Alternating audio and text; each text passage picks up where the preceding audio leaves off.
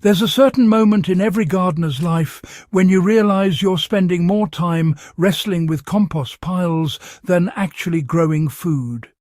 You turn, you water, you balance greens and browns, and yet the pile still sits there steaming like a stubborn relic. It was during one of these battles that I remembered a habit practiced quietly by old European farmers and wartime homesteaders, the ones who had no time or strength to waste turning heaps. They buried their compost instead of managing it above ground. And that single memory sparked an experiment that would transform the way I handle organic waste forever. What unfolded wasn't just efficient, it tapped into a deeper principle about how decomposition actually prefers to operate when left alone. The story begins with abandoning the traditional pile. When I decided to test burial composting, I wanted to see what would happen if I stopped interfering altogether. Not turning the pile, not balancing ingredients, not monitoring temperature like a laboratory experiment. Instead, I dug a trench in an unused portion of the garden and fed it scraps over time, covering each deposit with soil. The experience almost felt like stepping back into a centuries-old rhythm, the quiet, slow, underground method once used in cottage gardens before industrial composting was even a concept. Those early farmers weren't thinking in terms of carbon-to-nitrogen ratios. They were thinking in terms of practicality and survival. If something broke down underground, it became soil, and soil meant food. Almost immediately, the first surprise appeared. The trench stayed cool and steady instead of overheating the way an above-ground pile would. At first, this seemed like a disadvantage, since people often associate composting with high heat. But in reality, the underground environment created something far more valuable: stable biology. The soil insulated the scraps, shielding them from temperature extremes, wind and moisture loss. Every worm in the vicinity migrated toward the buried material within days. And when worms take charge of decomposition, the result is always richer and more stable than what human management can create. The buried compost transformed itself through soil contact rather than human manipulation. Above-ground compost relies on oxygen and manual turning to provide airflow. Below ground, decomposition relies instead on moisture and soil organisms. Once I covered the scraps, even by just a few inches, the transformation began. The soil microbes that already exist in the ground are much more diverse than those in a pile. They're adapted to low oxygen pockets, to layered organic matter, and to slow breakdown. This is exactly how forest floors have built deep humus for thousands of years. After a few weeks, the topsoil above the trench sank slightly, which told me the materials were reducing in volume. Months later, when I opened a small portion of the trench out of curiosity, what I found had no resemblance to the original scraps. It wasn't fluffy compost like you'd scoop from a bin. It was soil, dark, crumbly, silty, and alive.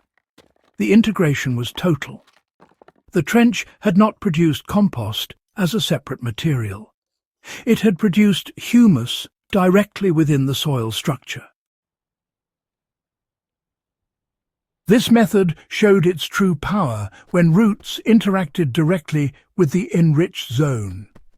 Traditional compost must be harvested, stored, and then added to beds. Buried compost eliminates that entire process. When spring came and I planted along the length of the trench, the difference was immediate. Plants sent their roots straight into the former burial zone, where the soil was soft and friable. Growth accelerated in a way that reminded me of the trench gardening traditions of wartime allotments, where families would dig long compost trenches and plant beans or cucumbers right above them. The decaying material slowly fed the plants through the season, releasing nutrients steadily rather than in bursts. In my case, tomatoes planted above the trench grew with thicker stems and needed less watering. Their roots tapped into moisture held deep within the decomposed layers. Squash vines sprawled farther and produced earlier. Even corn, notoriously demanding, benefited from the enriched subsoil and stood taller in the trench row compared to the rest of the garden. Anyone can apply this method using simple steps that mirror the old ways. Start by selecting a location where you want future growth. Dig a trench 6 to 12 inches deep. The length doesn't matter. Some people maintain a permanent trench and feed it weekly, while others create short seasonal ones. Add your kitchen scraps, garden waste, or even spent crops. Cover the deposit with soil immediately to prevent pests and to keep decomposition in the dark, moist environment it prefers. Continue feeding the trench over weeks or months, always covering your additions. By the time the next planting cycle arrives, the entire zone will have transformed itself into a nutrient-rich corridor. One variation used historically involves digging holes rather than trenches. Gardeners would bury crockery, bones and organic waste in planting holes during winter, then drop seedlings into the enriched spot come spring. That method still works perfectly today, especially for individual plants like tomatoes or fruit trees. The plant's roots will grow into the decayed material exactly when it's ready to feed them.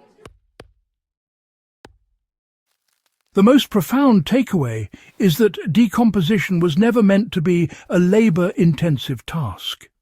Nature performs its most elegant work below the surface, quietly and constantly. By burying compost instead of turning it, you align your gardening with the way soil ecosystems evolved to function. You reduce your workload to nearly nothing while increasing the biological activity of your soil. You feed plants nutrients in the exact location where those nutrients will be used. And you reclaim a method that countless generations practiced out of necessity rather than theory. If you're ready to explore more techniques that blend historical wisdom with practical modern homesteading, subscribe to Farm Lab and share this video with someone who's still struggling with their compost pile. The more we reconnect with these grounded traditions, the more resilient our gardens and our understanding become.